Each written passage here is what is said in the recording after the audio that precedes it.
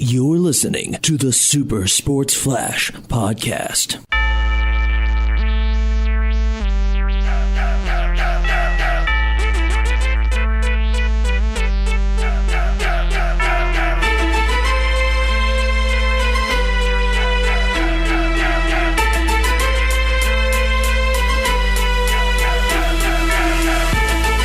Welcome into episode 16 of the Super Sports Flash podcast. Back at you. Guys, how you doing today? Good. This is the Tyler's Obsessed with Mock Drafts edition. Oh yeah, Yeah, you're kind of addicted already. I can be the one to blame for that because I tweeted out my own mock draft earlier using the mock draft simulator for PFF. And now Tyler's done like 15 already. Yeah, something like Over that. But mock drafts are a while away. We can talk about that a little bit, I think. Oh, we but will, for sure. Something more recent that happened. Super Bowl LV or 55 for you that don't speak Roman. Everybody. Just happened. I mean, yeah. Tom Brady and the Buccaneers played Patrick Mahomes and the Kansas City Chiefs, and just watching the game, I felt kind of bad for Patrick Mahomes. He played his heart out. Oh my gosh. And he's already injured. He was already had to have He had a surgery. toe injury, yeah. right? Turf toe. Something that actually requires surgery, right? Like, Yeah, at he the end of legit his- needed surgery on his toe. That's not like an injury that you can really play through. It's a nagging It's a injury. nagging one, yeah. Yeah. And so he still played. He had not great stats, but stats so often don't tell the whole tale. If you watch Yeah. the game, he was making throws. His receivers were just dropping them. He I've made never- some of the most yeah. incredible throws I've ever seen twice in a row that Yes. his receiver dropped. They might as well have just taken very large boulders and stuck them out there because they probably would have stopped the Bucs defensive line more than Yeah. their offensive line. Yeah. But I mean, to be fair, I know they were down Mitchell Schwartz and somebody else on Eric the line. Fisher. Eric Fisher, and those Those are two huge names on their two O-line. tackles, right? They're two Yeah. tackles. Probably their two best O-linemen. Yeah, So. and so they had Absolutely, to yeah. swap some guys around, and I feel silly looking back on it now. I mean, I picked the Chiefs to win, but then there's that voice in the back of my head that was like, well, I know they're down linemen, and I don't know. I guess I undervalued the fact that they were down their Yeah. two best offensive linemen, Well, and both of them Here's tackles. here's what we forgot to take into the equation. Todd Bowles is the GOAT.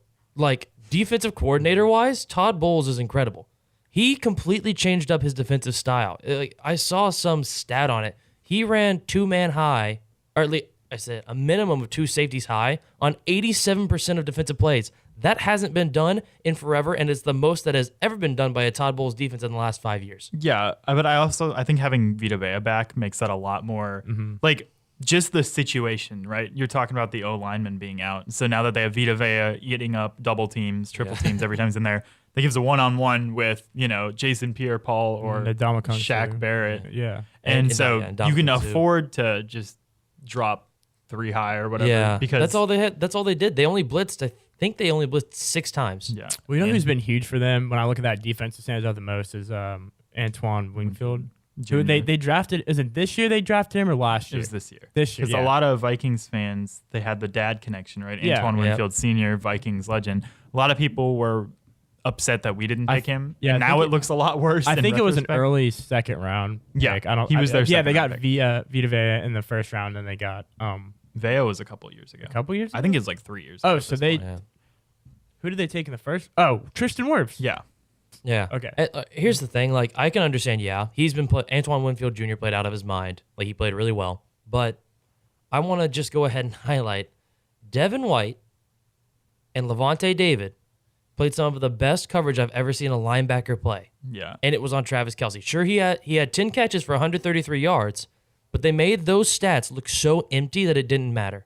And all of those, like, I think 3 of those 5 incompletions were direct knockouts by one of those 2 guys.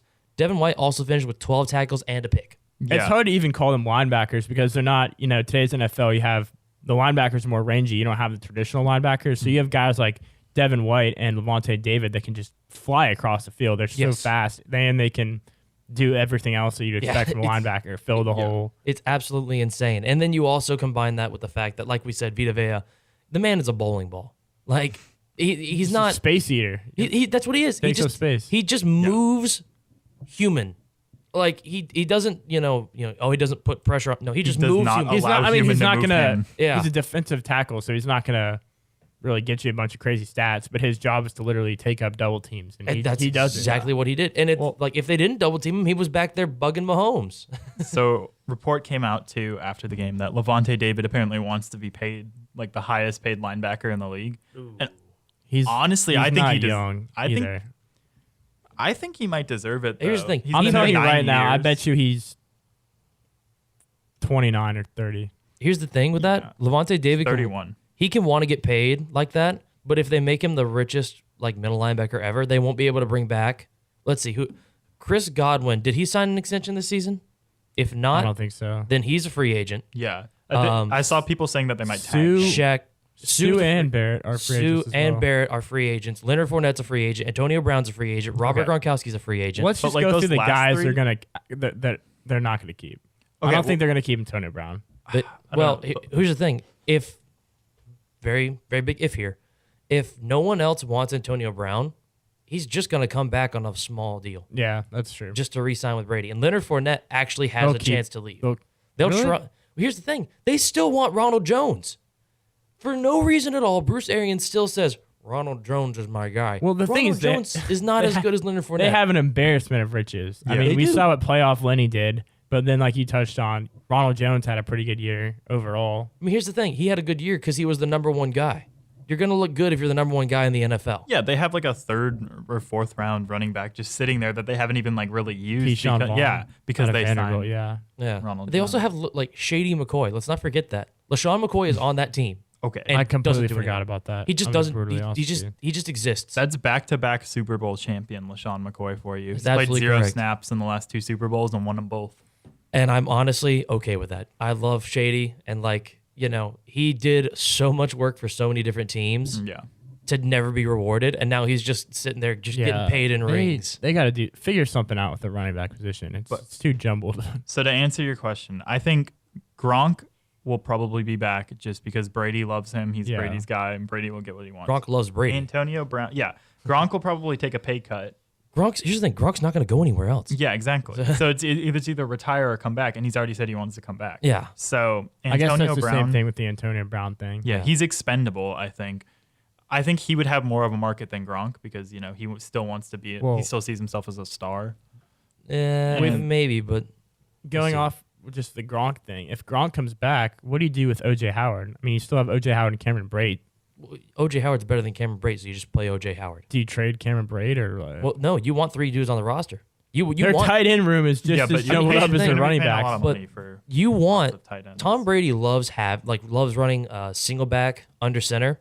And with single back, if you can put 3 tight ends out there that are actual threats, you have to play real defense. Are You you- have to play pass defense. Are you looking at Braid's contract? Yeah, it's $40 million over 6 years. So Yeah. So you for have a to do third string something. tight end, paying Yeah, you can't do that. $7 million a year for a third. And string tight OJ end. Howard is better than Cameron Braid. Especially if your whole point is that they're going to be strapped for cash after signing like Shaq Barrett or Levante David. Speaking of which, Shaq Barrett is going to get whatever he wants. He's one of the best defensive He's ends in super football. underrated, too. He's super underrated. Poor Broncos lost him for literally nothing. They kept Rip. who they keep over him. It was Over who? like Sorry. Shane Ray, I think, Oh, yeah. over Oh Shaq gosh, Barrett. who's in the XFL right now or the Canadian Football League or something? Yeah. Yeah.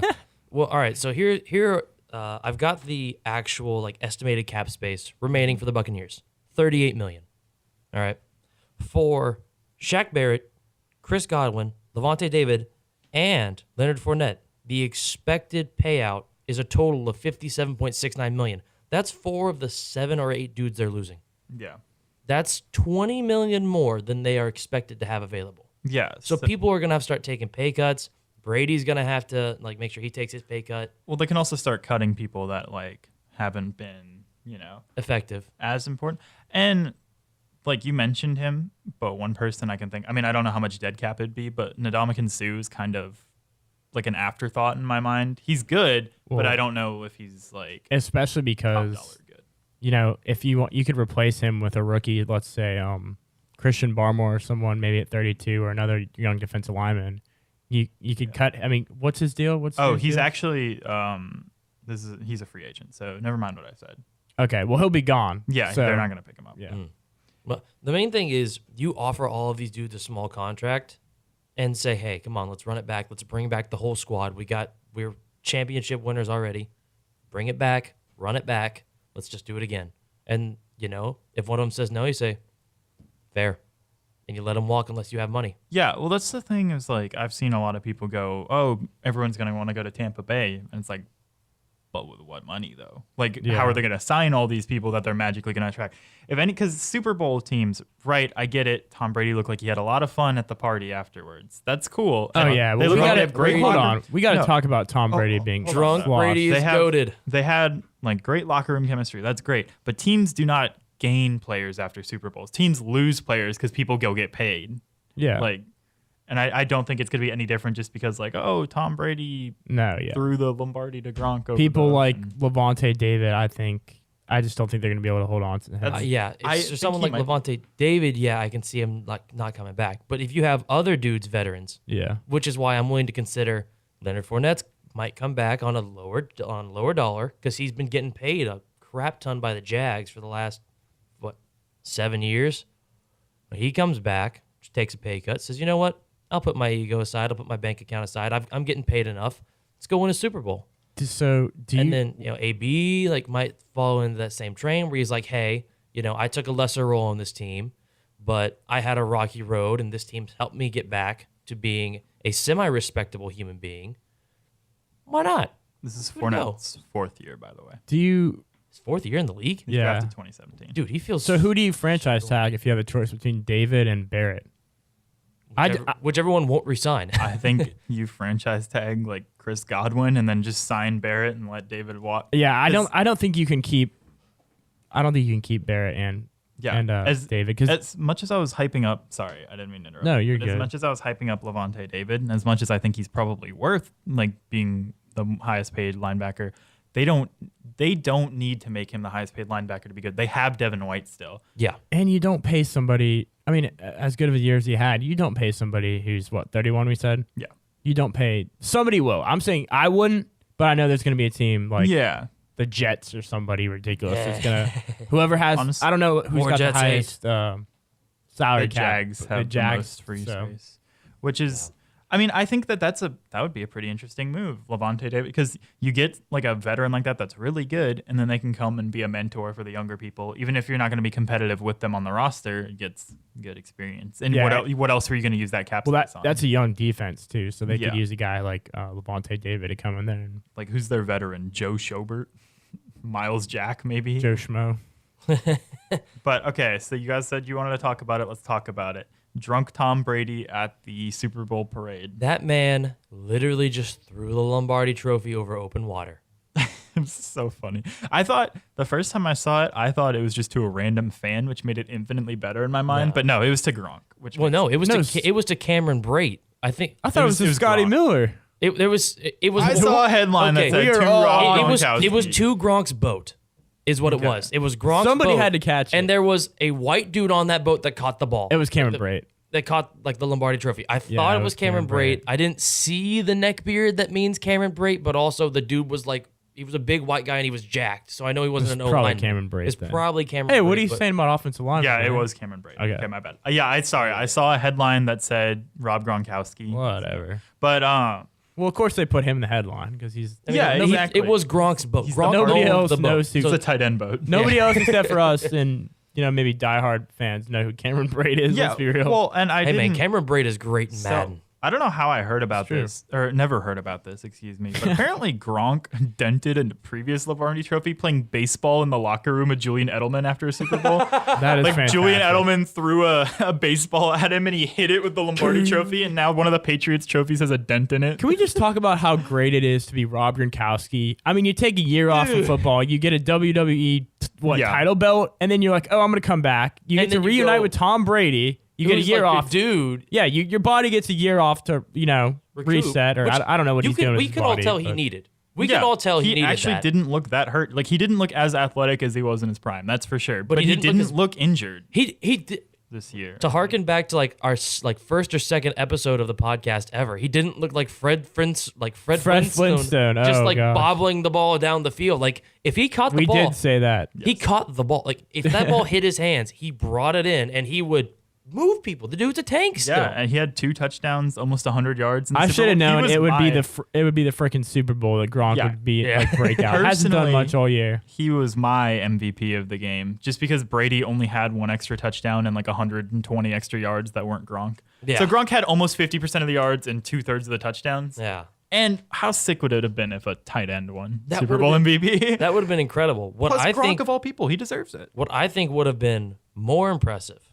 was if a defender had won it. And I think that Devin White has a legitimate argument.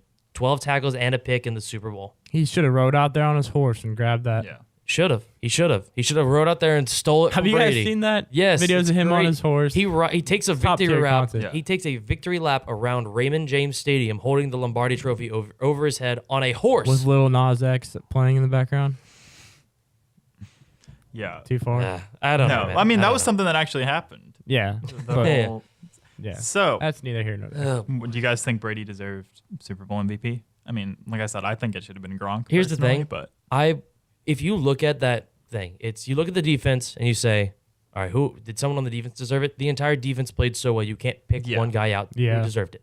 If you look at the offense, yeah, Mike Evans had 1 catch. Chris here- Godwin had 1 catch. Mike Evans had 1 catch for 31 yards, but was single-handedly responsible for nearly 100 yards just because of the number of PIs and Yeah, holding you he can't drew. count those. You can't. I mean, Yeah. but the thing is, if the dude actually got 6 targets, but only one of them was recorded because he was held or like had pass interference on him. On the other 5, because he was so good that they had to hold him. Yeah. And they had to throw him to the ground when the ball was coming to him, and they had to hit him early.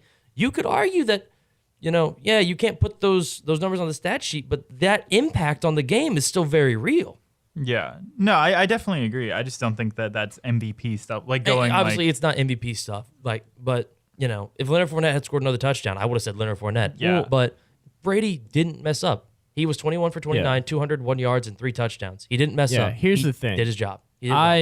I don't know if I would have given it to Brady, but at the same time, it's Tom Brady. Yeah. He just won like- his 7th Super Bowl. oh, that's cool. And it looks good. I mean, you're just kind of padding his stats a little bit too. You're like, oh, he won his 7th Super Bowl. He's got X amount of MVPs. Like, it's Tom Brady. You have to give it to him. Even if I would Yeah. have done it myself, it made sense to me. No, that's exactly how I felt afterwards. Is I'm like, yeah, this is a legacy award, but Yeah, like he for sure. deserves it. Yeah. I mean, he Like, played, like you said, his stats. He played pretty well. I just don't know if.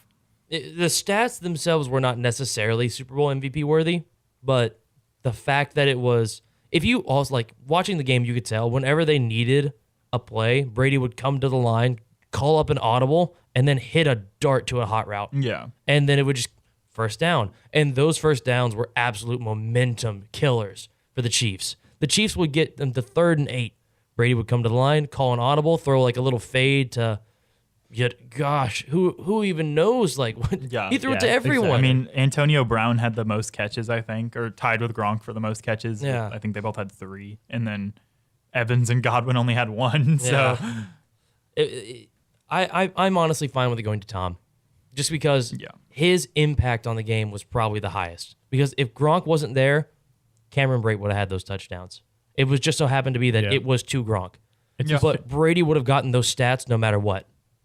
yeah, but if Brady wasn't there, then Jameis Winston would have thrown those touchdowns. Jameis Winston also would have thrown Oh. 5 picks. no, I'm just- They probably would have won a Super Bowl this year with Winston. I mean, No. I doubt it. No. They would have gone 7-9 and not made the playoffs. yeah, you're probably right. Because they had pretty much the same team last year. Like, obviously, outside of Gronk and AB, and Gronk throughout most of the season was just a novelty item. That's fair, but I also would argue that the defense this year was a lot better than it was last It year. was Like, more last in year they sync. were a good defense. This year they were the best defense. Yeah. I mean, also, it's hard to be better than a good defense when your quarterback gives the ball to the other team on the 20 Oh, that's for every sure. time. So- Well, I say we go ahead and move on from. Oh, wait, no. That's yeah, right. no, We have I one did more thing. Yeah, I did want to ask. There's one more thing. Yeah. Way too early. Who are you guys picking in the first round for your team? Like, be realistic. Don't go like, oh, I want Trevor Lawrence, obviously. But where you're picking, the Vikings had the 14th pick. I don't know what the football, like 25, 19. 19. For some reason, I thought it was lower because you guys were in the playoffs. But, and then the Broncos are what? I think we're 9. 9. I Okay. think we earned the 9th overall one. So, Joe, Congrats. you inspired the whole mock draft mania. So, who's your ideal pick at 19? I'd pick Trey Lance if he's there. I don't think he will be. You might have to trade up if you want to grab him. Maybe he flies under the radar, especially since we're not doing a combine this year. I think we're just doing pro days. So, something like a combine, which people would kind of get to see him in action. A lot of teams would. They're not going to. I'm sure he'll have a lot of teams at his pro day. But I love Trey Lance. I mean, I've been talking about him since last spring. They only played North Dakota State, only played one game this year. And Trey Lance didn't look great, but I mean, it was one game. And not to mention that, last year he had 28 touchdowns and 0 interceptions, which is really impressive, even though, I mean, it's North Dakota State, but he played really well. So I would pick Trey Lance. I don't know if he'll be there, though, by 19. Okay, Matt. Honestly, at 9, I want an O-lineman. If there's an O-lineman that's like really good that we can get at that 9th spot, I want to take an O-lineman because chances are there's not going to be a quarterback that I like available at that point because the quarterbacks that I like are Trevor Lawrence, Zach Wilson, and Mac Jones. Mac Jones might be there at 9. I don't know. He probably will be, but I don't want. Here's the thing: I don't want to draft Mac Jones at that spot. I like Mac Jones. I don't like Mac Jones's fit with my team because the Broncos are not a very mature team. Mac Jones is very mature himself, but I don't know how well he would fit in with that. That's how I feel about him too with Washington. With that immature atmosphere, is that we feel too wild and free because that's the way that Vic Fangio has allowed us to become. We give up, we lose easy games. We'll go up 20. And then we'll just end up losing the game anyways. And, if I'm a team that wants to draft Mac Jones, I want to have a crafty offensive head coach like a Matt Nagy or something like that. That's what I would want. I would just want to be, honestly, the Bears are the perfect spot for him. Bears are the perfect spot for Mac Jones. But basically, Broncos, I want to draft an O-lineman, give Drew Lock some more protection, see if he can still salvage a decent career. And I'm not high on Trey Lance because he didn't do anything this year. Yeah. And I'm also not high on Justin Fields either because I don't believe in quarterbacks that go to Ohio State. So you take an offensive lineman, but how would you feel if they decided to go a different route? Let's say they take Patrick Surtain or another corner. I love defense. Micah Parsons. Because I know they had somebody today that they cut, I believe. I can't remember who it was. Oh, it was Aqib Talib, I believe. No, it wasn't Aqib Talib has been No, gone. the other one, sorry, that they signed from why can't I'm putting this on the spot. He's a very similar yeah. cornerback to Aqib Talib. We cut AJ Bowie? Yeah. AJ Bouye. Wow. Okay, in that case, draft a corner. We need a corner. Yeah, we need another Surtain. corner. Or draft Caleb Patrick Farley. Surtain or Micah JC Parsons Horn. or whatever. Let's hear it, Tyler. Oh, Let's hear my it. God. Oh, This is okay. my bad. So I've been thinking about this since 6 p.m. today when I started doing mock drafts. My favorite one was we got Devontae Smith. That's not going to happen, but it happened in my mock drafts. So It happened in your mind. And I honestly think that we're in a spot where we just take best player available for the most part, or we trade back a couple of picks and then pick. I like Kwity Paye out of Michigan, defensive end. I like Christian Barmore, but 14 might be a little high for him, so I think we trade back and maybe. then pick him. And then I also like whichever offensive tackle is the best there. That you have Vera Tucker from USC.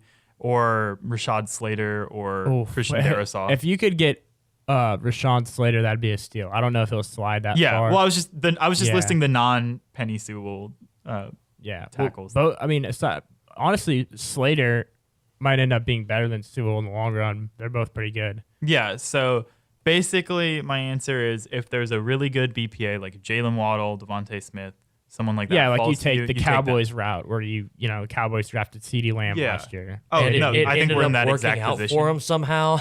You're like, I think we're in the exact position of them. Like we have a aging Adam Thielen, so picking another receiver that's going to be a cornerstone along with Justin Jefferson is never a bad idea. Yep. But And you still have Chad Beebe too. yeah, legend. But other than that, we will probably take the best defensive lineman available, whether we see it as more an end D-line. Yeah, More I think end D-line. is less of a need More for us. D-line. I think that defensive tackle is probably more important, so I'd like Barmore or What? You got Deshaun Nixon or you got whatever that big out dude of coming Iowa. in. Michael Pierce, but we need Yeah. like a like a 3-tech pass rusher. That's why I'd take Kwity Paye. I wouldn't take Barmore. Yeah. Also, I'm not all that high on Christian Barmore. I mean, he kind of came on. He had a good title game. He did well Yeah. late in the season. But if you look at his stats, I mean, I could be wrong. He just doesn't really stand out that much to me. He's still very young. Yeah. I will say one last thing though before we move on. Mm-hmm. Spicy hot take. Ooh, If there's spicy. a top quarterback still available, I would like us to pick them. That's not that because- hot. Well, I mean, Scorching. it's pretty hot for a lot of people because we have Kirk Cousins for another 2 or 3 years, and so people are like, why waste a pick on that? Trey Lance. I would like Trey Big Lance if time he was still development available pick. because Go for- no, go exactly, for, like, and a that's big time development perfect pick. because we have Minnesota. 2 years of Kirk Cousins left, and then everyone that? is like all the Vikings fans in the world are like, the sky is falling. Our defense was garbage. Mike Zimmer is a defensive coach, ignoring the fact that we were literally playing 4th and 5th stringers at every Yeah, that's position, true. and that everyone's coming back minus maybe Anthony Barr, who might be a cap casualty, but. Woof. I mean, he's overrated based on name. He gets good Madden cards every year, but he doesn't play up to. But anyway, so my point is, I don't think defense is as much of a need. Like, it'd be nice. Defensive depth is always good, but if the quarterback is there, I think that you want to try to like hit on your guy for the future. Yeah. So Are we prepared Yeah. to shift into my favorite sport, the NBA? Shift gears. Yeah. Oh, let's go ahead baseball. and shift some gear. No. oh wait, No. you want to do the NBA first? Yeah. Okay. Let's do the that. NBA. Fake first. laugh. So Matt, Yeah. you're a Lakers fan. Yes, I am. Lakers' last 3 games have all gone to overtime. They've Yep. won all of them, but Yep. do you want to explain why? It's LeBron's fault. Yeah. Mic drop. Here's the thing. AD right now isn't playing because he experienced some soreness in his Achilles, and they did like some X-ray on it, and they were like, well, he doesn't. It's still fine, but he just has to rest. And so everyone's like, that's what he's doing on the court anyways. Him and AD and LeBron on the court in the first half of a game, they don't care. They're just out there to like, they're still trying to rest and recover from the bubble because the bubble wasn't all that long ago, and Yeah. the off season is such an important time. Yeah, and LeBron's Late old older. man. so LeBron, he- LeBron is very Father old right time. now, and I mean, but like if you look at it, LeBron doesn't play well in the first half, and he doesn't care. And anyone who wants to say that he has no help is just lying, because when you have a guy out there that's not giving effort, it's going to bring the whole team down, especially when that is your not just your vocal leader, your actual leader. Yeah. He's the guy that recruited you, and he's just lollygagging back on defense, and he doesn't really care. He looks lethargic. But then the end of the second half comes around, he kicks it into high gear, and then suddenly we make a 25-point comeback in 10 minutes, and we're just back in the game. That's just what it is. With the Lakers, it's just like the first half of a game is we let the other team run away with it, and then the second half we pull it back, and then we win the game. It's always weird to me. Like obviously, when the Nationals won the World Series, that coming off the World Series, or coming off a championship, you're always expecting like so much out of your team. Yeah. And you have a bit of fatigue, and I'm kind of seeing it with the Lakers right now a little bit. That's how I could compare. Yeah, I mean that's the compare thing. to. They're all like they're letting Dennis Schroeder and Montrezl Harrell run wild because Yeah. they weren't in the championship, and the Lakers guys are still like ones who did play are still kind of tired because you don't get that full recovery. Like obviously, Yeah, exactly. even a full off season is not enough recovery for that. Yeah, it's a Well, quick turnaround for the NBA usually. Also, too, I'd argue like compared to the Nationals, right? Like the Nationals are a pretty big baseball team, but also they weren't like the favorites going into that World Series. They won, and then so like they got a high expectations. But like the Lakers since LeBron went there have been super hyped up. So it's even more disappointing that they're not. Yeah, like, that's true. living up to it because they've been like as soon as LeBron signed there, they were like, okay, championship or bust every year from now until he retires. Yeah, and then he got injured the first year.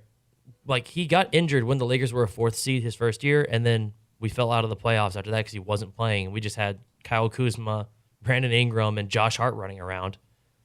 And It's then funny how time changes things because like a year ago or 2 seasons ago that sounded like a bad thing, but nowadays with like the current Josh Hart, current Kyle Kuzma, and current Brandon Ingram, that's still a playoff team in my mind. like you could argue because like Brandon Ingram was averaging like 14 a game on the Lakers during Yeah. that stretch. Now Brandon Ingram's averaging 25 a game on the Pelicans as the second option. Yeah, I'm like, dude, why couldn't you do this? You took such a jump when you got there. It makes no sense. But yeah, in all honesty, the Lakers are going to be just fine. They're just literally LeBron and AD are just taking breaks and resting and letting Dennis Schroeder prove his worth, which he did, and it's a whole thing. Turns out he's good. Yeah. So Spoiler. we have written on here. It's very cryptic. Yes, And it says, and I wrote plus- this part. No, I'm skipping the Oh, first you're one. I'm skipping going that one. straight to plus a hot take on the Hawks. Yes. And I quote, so would you like to tell me your hot take? Because I'm all for it. My hot take on the Hawks is this. The reason why the Hawks won't be as good as I expected them to be at the beginning of the season is Trae Young. Yes. Okay, I knew where you're going with that one. Yes, as soon as- that is my hot take because Trae Young does nothing but whine and complain to the refs. He does nothing but that. And also, Sounds like LeBron. is Trae Young a good three-point shooter in your mind? I think he takes a lot of them, so he makes a lot of them. It's Yeah, like I earlier. agree. It's like a couple seasons ago, James Harden, where he was always at the top of the makes, but he was also always like at the top of the attempts. Trae Young is shooting 37% from three. That's not the hallmark of someone you would consider an elite three-point shooter. Yeah, and he takes Steph Curry level shots, but he's not Steph Curry. Not even Exactly. close. And the thing is, he thinks he is. Now, this actually got pointed out to me, and I started watching for it, and I realized that it was correct. He acts like Steph Curry. He thinks he's Steph Curry. Everyone tells him he's Steph Curry. But he's not really Steph Curry because he Yes. doesn't make those shots at the high levels that Steph and Dame do, from the logo. Like, yeah, he shoots 6 a game. Yeah, you're going to hit 1 or 2 if you're an NBA player, and you practice it. But overall, you're not that good on wide open shots. You don't hit that high of a number. You just kind of chuck them up and they fall because you are a good NBA player. You're still a good player. You're just not elite level shooter. By the way, for reference, Steph Curry's averaging 11.3 threes per game this season is shooting 43%. Yeah. So Yeah, he's that averaging is- twice as many and shooting 6% higher than Trae Young on Yeah, them. So- exactly. And it's absolutely ridiculous because Steph Curry has had several bad games. But the thing with Steph is that that even when he has a bad game, he's going to turn around and he's going to go 10 for 11 the next night. And also, when he has a bad game, he still draws double and triple Mm-hmm. teams every time he touches the ball and gets other people involved. So, like, if you look at his box score and go, like, oh, he only had 10 points or 12 points or something, it was a bad game for him. Well, also, you watch, and, like, the reason they were even in the game is because he was getting double teamed and other people Yeah. were open. And, on those nights, typically Andrew Wiggins or Kelly Oubre Jr. decided, I'm going to hit a shot tonight, I might hit 2. Let's keep on the Steph Curry talk here. The Steph Curry talk? Yeah, I actually wanted to talk about him personally because I think he's playing incredible. He's averaging almost 30 points a game, he's shooting 43% from three, like on 11 and a half attempts per game. I think pure play wise, he should be in the MVP conversation, but his team is very bad or like bad comparatively. And so he isn't.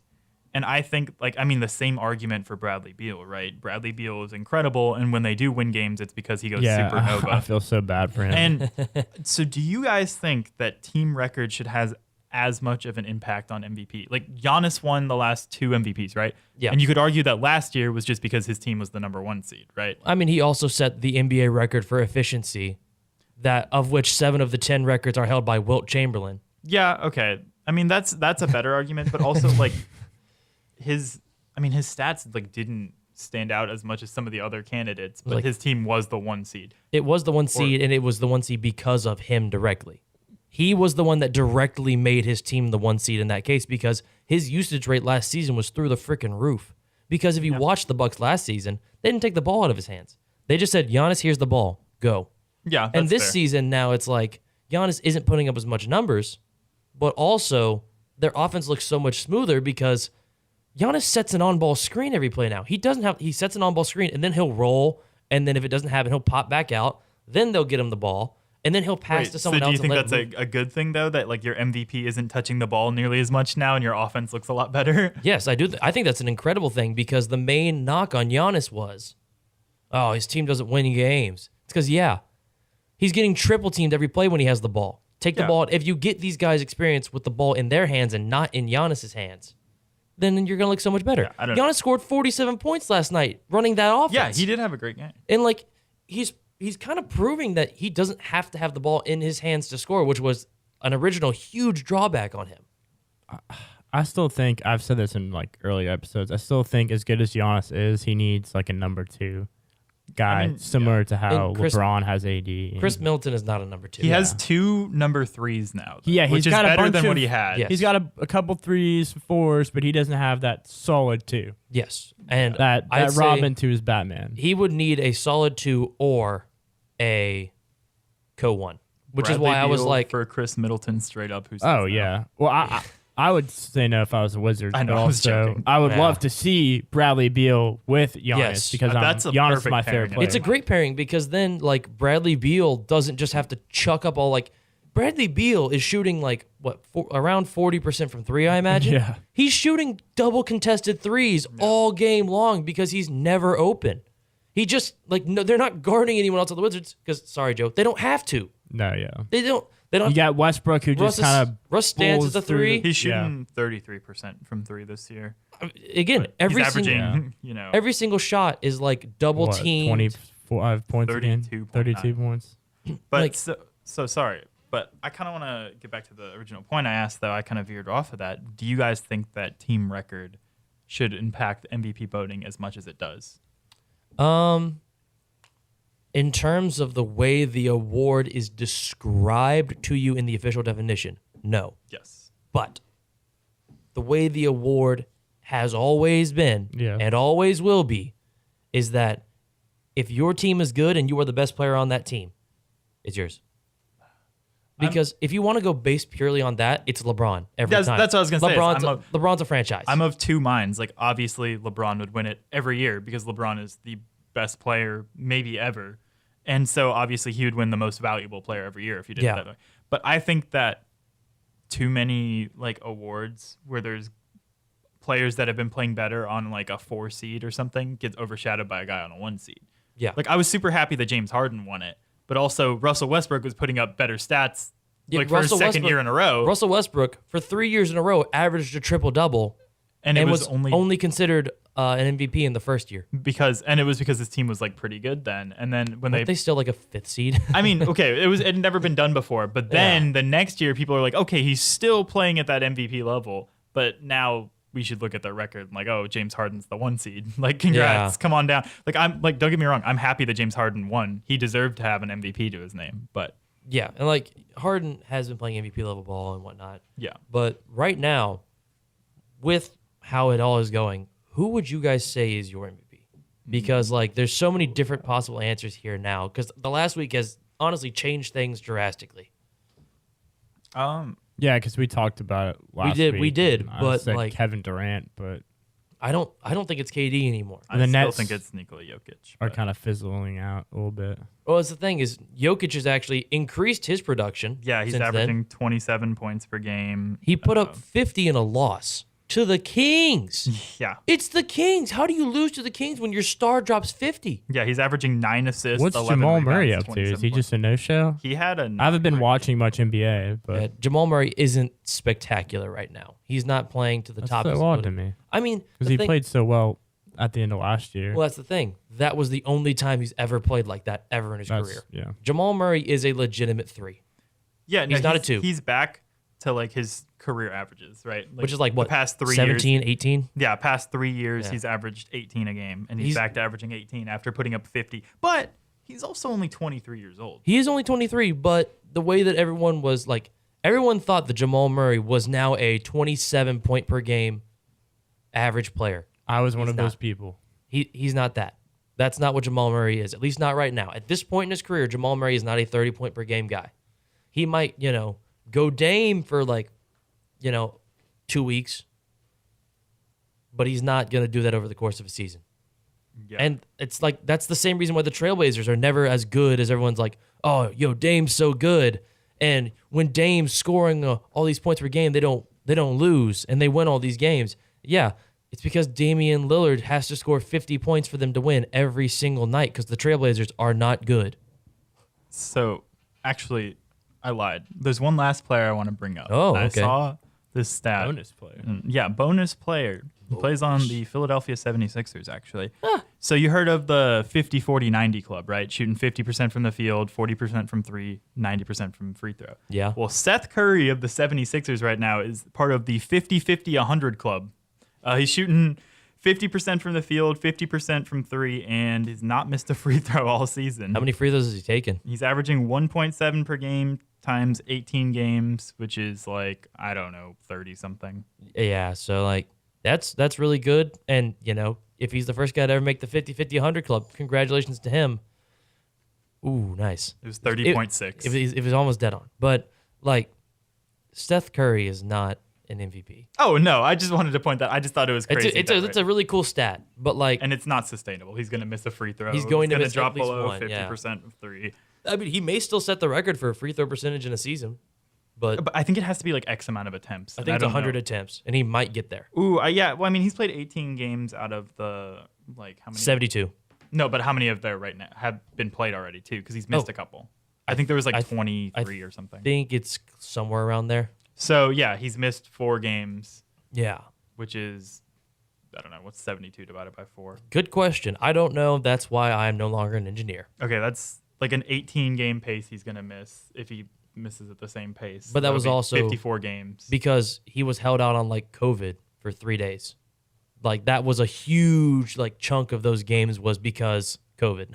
Anyway, So- my point being, if it's 100, then yeah, he'll get there if he averages the same amount of it. Absolutely, yeah. So It'll be interesting to see. So, watch out for that. Seth Curry might be making history this season. Seth? Seth, yes, Seth. Seth Curry. Steph Curry is not going to be making history because he's doing Seth? the same thing he always does. I don't know what his Although he's already made history by passing Reggie Miller on the all-time 3-point made list.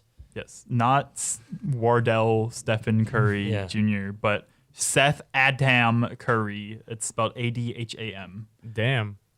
Yeah. All right, Anyway, calm down. so let's talk about some Alabama basketball. Keeping it Yes. in basketball, this is Matt's second favorite topic. I Not love mine this team. after one. Pain. So we're currently ranked All number the 11. above. We lost to Mizzou. Yes, Uh, we played the worst 30 minutes of basketball I've ever seen, followed by the best 10 minutes of Hey, basketball I've ever seen from us. I'm going to start this off by putting Matt on the spot a little bit, talking about how Alex Reese has been playing well. Alex Reese has not been playing that well. I mean, kind of got ate alive, but most people would by Jeremiah Tillman. about to say, and by that dude, like every single center in college basketball essentially would struggle against him unless you're like that dude that Illinois has.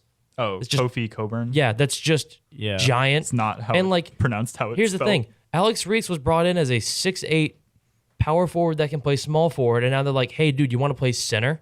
Yeah. And the thing is, yeah, he's starting to look better. He's getting like a block a game or so, and he actually played. Like, he played pretty well in that. He missed like a I'm gonna number need- of the shots, but like he's. If you look out there, he had been told to front that guy the whole time, and when you get told to front that guy, if they fit the pass over, he's gonna lay it up. I I'm prefer gonna Hanukkah. Oh my gosh, that was. Anyways, I'm gonna need more than 3 points out of the Alex Reese. Look, that's fair, but But, at the same I time, mean, like Okay. Alex Reese is a backup. But so all of this. that's the problem. He's a backup who's starting. That's yeah. The well, I main mean, issue both there. of our. I mean, yeah, all of our big men are hurt. we had a big that we were starting over him, got injured. Then we were like, okay, Alex Reese, you're going to start.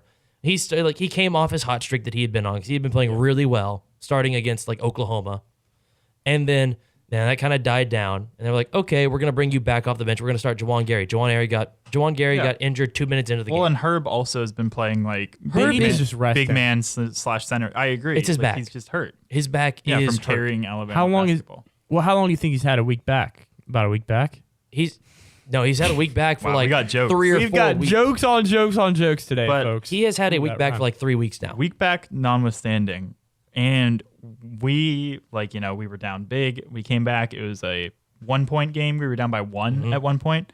Herb kind of missed that layup. He did, but also there was a guy there that like made a contest and like. But the guy was behind him. But if you get your hand there, it's still going to throw off the guy shooting the layup. I don't know. And it like rolled in and out. I still think Here's the thing. probably That is a layup that wants he that one could back. have made, and he does want that one back. But also, I can understand how he missed it. Yeah. The second one wasn't great. Like I didn't like that our last 2 plays while down 1 were both just give it to Herb and let him try to take on 5 people by himself. Well, that one was actually like an incredible play because he pump faked and got the dude in the air. Then If he would have leaned into him more, it would have been a foul. I think. well, he tried to, and it didn't work. And then a guy in Missouri came over and made an incredible play to just spike the ball off the backboard. Then we turned it around, and we had an incredible inbounds play. I just want to point out those 3 plays, Yeah. like you said, give it to Herb, let him go against 5. That's not what happened.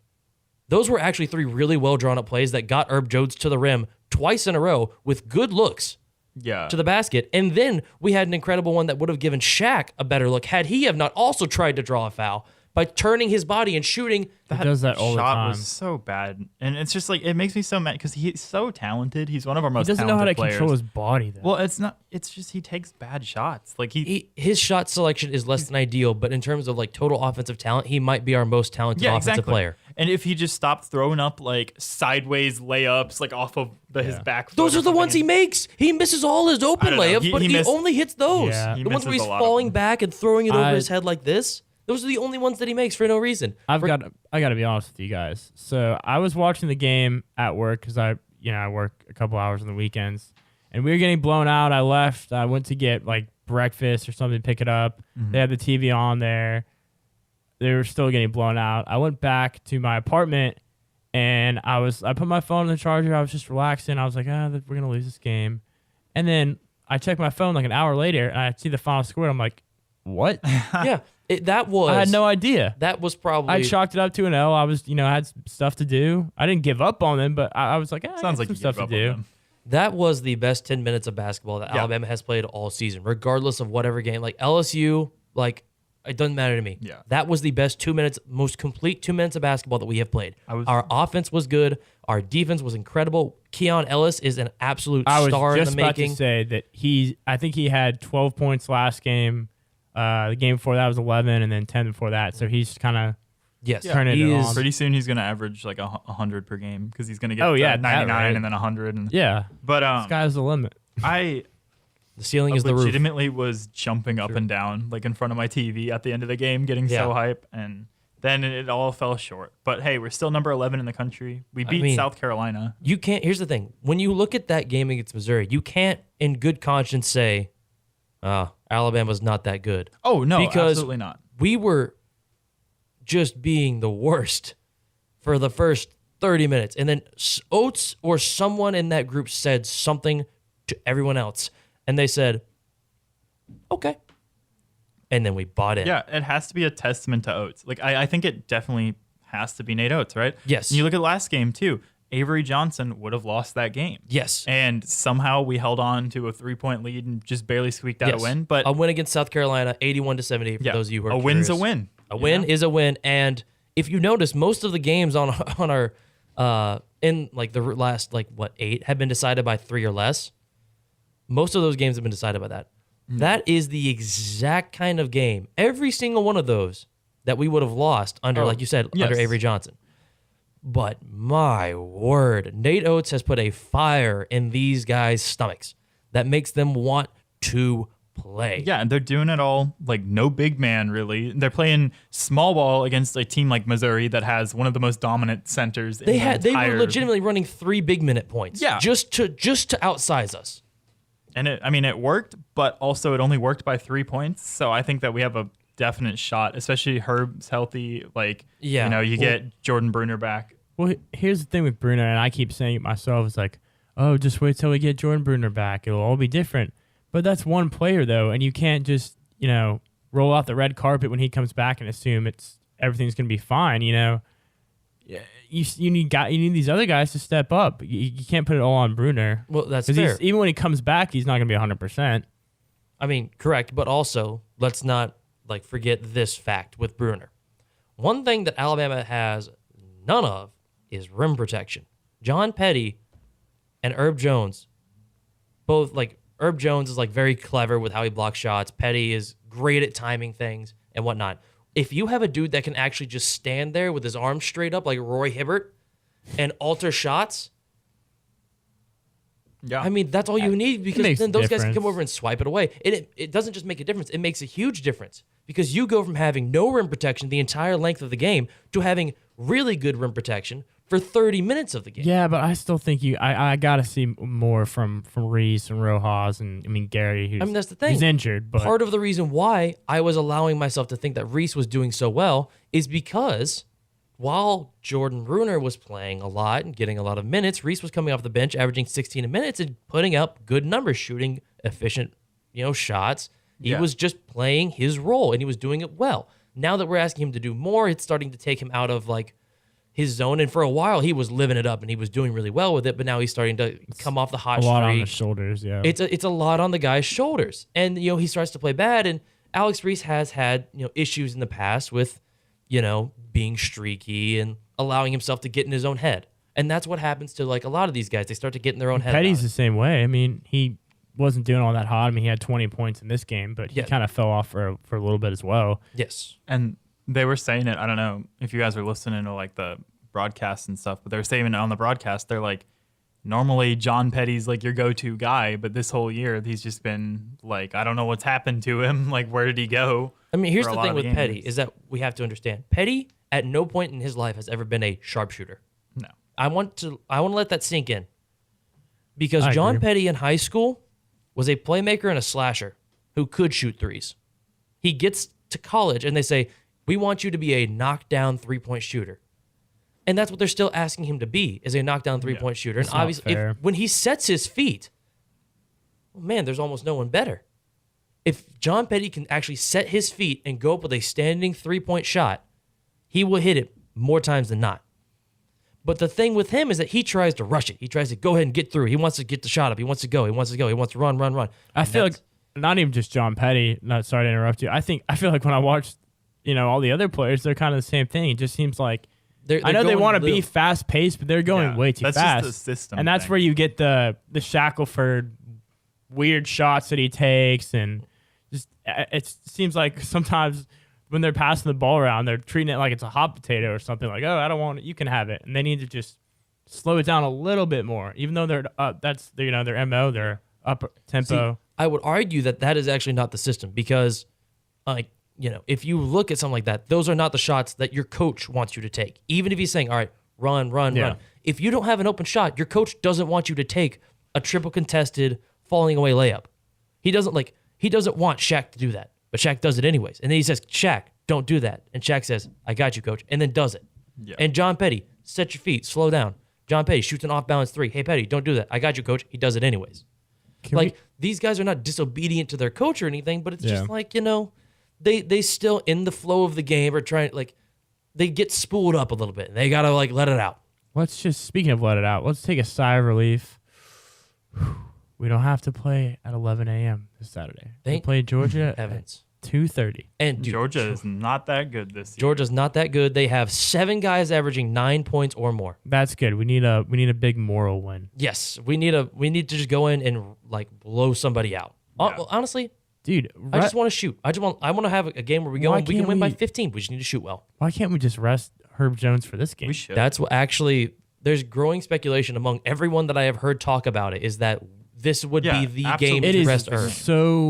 so dumb not to rest him. Yes, this is the game where you need to rest Herb. And it's like, if we drop it to Georgia because we rested Herb, then we dropped it to Georgia because we rested Herb. I don't care anymore. I want Herb Jones at full health. Well, the only other game that I mean, there's a couple, like Texas A&M obviously is okay. Vanderbilt, I think, would be okay resting Herb Jones as well. Vanderbilt has not impressed me at all watching them. They have one good player. Scottie Pippen Jr. Yep, that is it. But anyway, I think we should Finish up some baseball. finish up with some baseball. Everyone's favorite sport except Matthew, unfortunately. Hey, I know. You don't I dislike it. I'm I just know. saying it's I know a not decent bit about the St. Louis Cardinals because that's Yeah, what my well, roommate two yells of- at me from across two the of room. Our 3 topics are actually about the St. Louis Cardinals. Yes. So, but I wonder first who we're gonna put this start, on the dock. Yeah, first we're gonna start though with the non-St. Louis Cardinals one. Trevor Bauer. I was talking about it last time. You might have heard me. I said, "Oh, he's gonna sign a deal with the Mets. He's close to signing a deal with the Mets." Yeah, he signed a deal with the Dodgers. Actually, sorry, I lied. I hope you didn't go bet on that or something. Tyler Insider.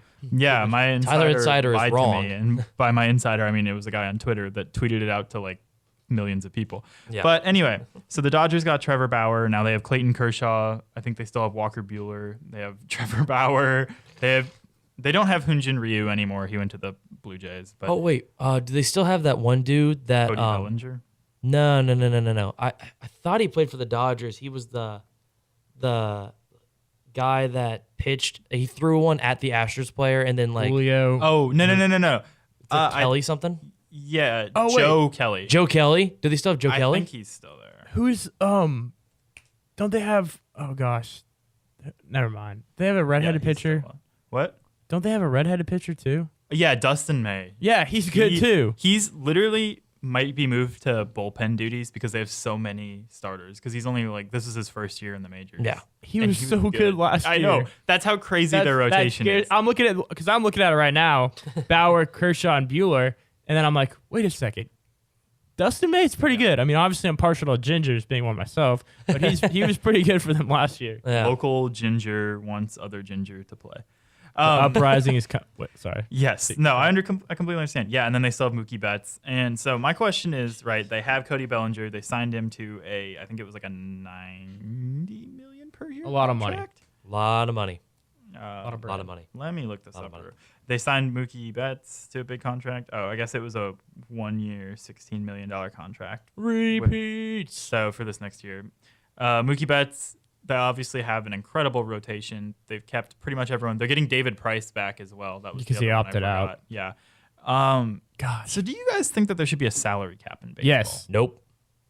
Okay. Wow.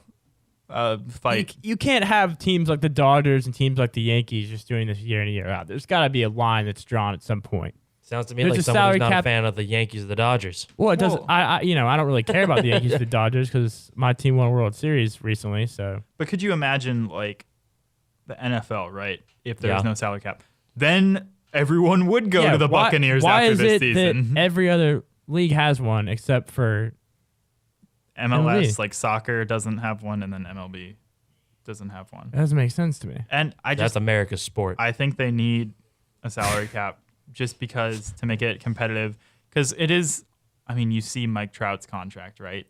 And granted, he is very, very good. He probably deserves a contract like that in a world that there's no salary cap.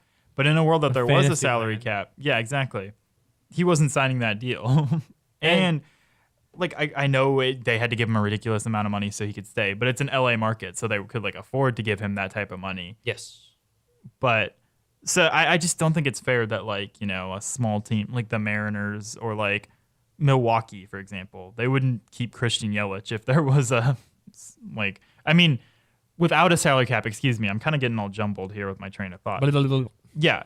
They're trying to keep Christian Yelich, right? Yeah. And like without a salary cap, another team could easily just offer him whenever his contract's up like $10 billion and then he could go there. Yeah, so long as they can pay it. And I mean, like, you know, on the one hand, yeah, that is kind of awful. But on the other hand, like the NFL, you see a lot of good teams get ruined because, you know, they like had like 2 unfortunate injuries in back-to-back years. And it's like, sorry, your salary cap's up. Like, deal with it. And on the other hand, the NBA, they have a salary cap, yeah. But, you know, they don't like. I honestly love the way the NBA does it because, like, if you look at it, the Warriors, Kelly Oubre Jr. is on like a $17 million year deal. They paid $90 million for him this year because they went into the luxury tax to take on his contract. And I think that's fair. And but like It's I just think like- that there has to be, you can do that system, but you have to have a hard cap somewhere. And they do, right? Like Yeah. you can't acquire. It's your hard cap is like insanely high, but if you can pay it, essentially, you can Yeah. handle it. And that's fair. I think that's fine if you want to allow owners to pay like a lot of luxury money Yeah. over what they're going to, then that's fair as long as there's a hard cap. Because I think it's unfair to like the integrity of the league that every single time there's a good free agent, immediate like Yankees, Dodgers, like I don't know, Red Sox, Mets, like all these big market teams But- are the ones. On the other hand, to counter that point, like obviously, yes, in an ideal world, it probably is better for there to be a salary cap. At this point, is like there's an MLBPA, right? There's an MLB Players Association. Yeah, but they don't have that much power. Well, do they still have to like discuss like payment with them? Like, does the MLB still have to discuss payment with the Players Association? I'm not sure. Because if they do, no one's going to agree to that. Because MLB players are like, yeah, I love getting paid $500 million in 5 seasons. Yeah, that's fair. I mean, it would have And you to be, can't, like, I don't even know if you can realistically make it that way because who in the MLB would actually vote no for that? Well, I think it'd be the same as the NFL, right? Where this last year you had the arbitration between the players and the league for all these things like an extra game, an extra bye week, and like extra playoff teams and stuff. And pretty much all the top players said no, right? This hurts me. I'm not going to say yes. Yes. All the people on small deals were like, actually, this is a good thing for me, right? Like you increase the minimum for like having a player on your team, right? Yeah. All those players at the bottom will say yes, and then their votes will outrule the big players. And so like, I don't know. I think it has to be like a business thing. I think the league would have to go like people are not happy with not a salary cap, but I mean, yeah, like at the end of the day, can you get enough players that are willing to say, hey, I don't want that? Because, like, you know, obviously the Dodgers went out and just grabbed this, you know, insanely good pitcher, but, like, I don't know. Well, earlier I said that I lied to you, and I'm going to lie to you again because I don't think we're going to have time to talk about the two Cardinals things I want to talk about. We can talk about them next week. They're still going to be there. Yadi Molina is still going to be a Cardinal next week, thankfully. And so is Nolan Arenado. Which is insane. But I think with that, that's all we needed to say for this week. Yeah, So. episode 16 of the Super Sports Flash podcast. Yeah. Yeah. We make the magic happen around here. Yeah, we do. All right.